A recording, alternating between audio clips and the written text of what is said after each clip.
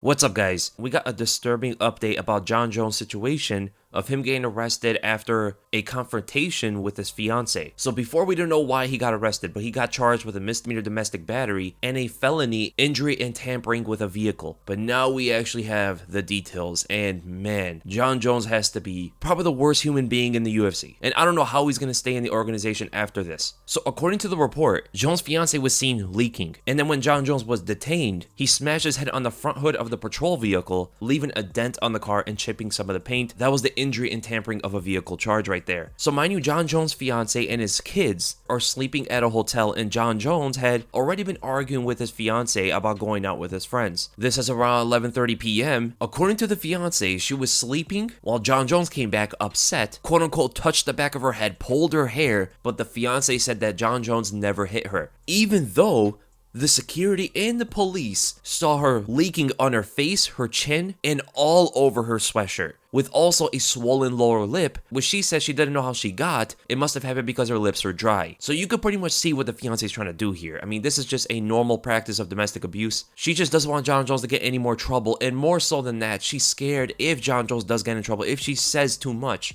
that he would do something to her. And that's what it seems like here. She's afraid to say too much, but all the signs are there. They could clearly see what happened. And even according to the officers, she seemed very scared to talk about Jones. She told the security that she was scared to go back to her room, and her kids were present. Her kids were there. Her kids even told the security, "Can you call the cops?" I think they're really young kids too. And after the police interviewed her, she didn't want to be recorded. She declined to fill out any voluntary statement. All she did was she asked the police, "How long do I have until he is out?" Because of course he did get arrested. The report said more than anything, she was most afraid of the release of Jon Jones. This is just absolutely terrible. It's not the end of it. That's just what happened with the fiance. So it looks like Jon Jones beat her in front of the kids. And what happened afterward with Jones was he allegedly went to go out with his friends to the strip club after. How much of a garbage human being is this? Had absolutely no remorse about what he did. Of course, he was probably under the influence of something, but that's not an excuse. He's 35 years old. He's in his mid-30s, man. He's almost a middle-aged man. And he's hurting his family now. He's been together with his fiance for 17 years, and they have 3 kids. He has such an audacity to say to the police after getting arrested that he's going to have a lawsuit against them for ruining the biggest night of his life. I'm not even kidding.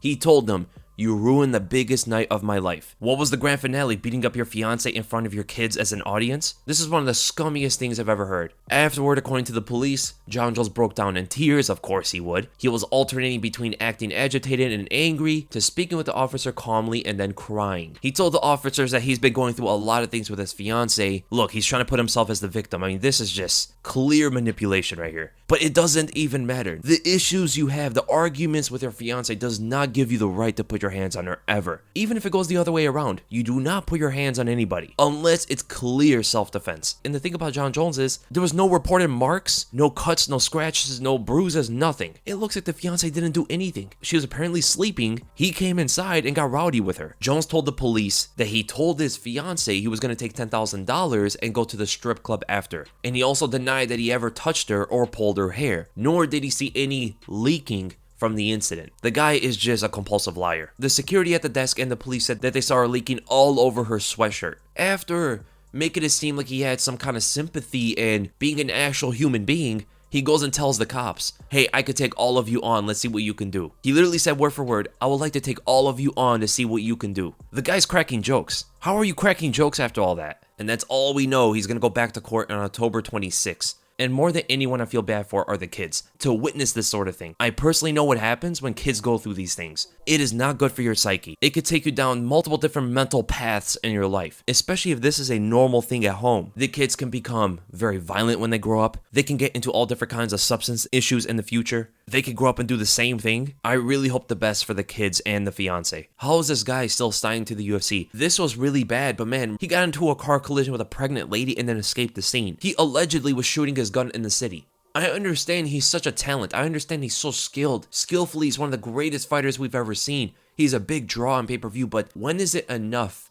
What would Jon Jones have to do for the organization to be like, "Okay, man, you're a true menace to society. We cannot have you around here because you have such a bad reputation. You give us a bad name too." I'm not putting anything on the organization that can really do what they want, but that's all we really know about Jon Jones other than the craziness outside the sport. We follow him in the sport and that's all we really know. What I'm thinking is, how is he still going to be signed after all this, because it's only going to get worse. Whenever Jon Jones is not fighting, he's doing something crazy. Now imagine the day he retires. What will Jon Jones' life look like? I hope the best for the guy. I honestly do. I hope he could change his ways. But the way it looks objectively in reality, it just looks like it's only going to get worse. I don't know if it's brain damage, PTSD, I don't know what it is, man, but the guy just cannot keep himself together. He was joking and stuff after he did that to his fiance, lying about it. He wanted to go to the strip club after. These are the worst things I've ever heard from a UFC fighter. And I don't know how anybody can defend the guy. I don't know how anybody can support him outside the cage. Honestly, the only way we can support him is just hoping he changes. That's it.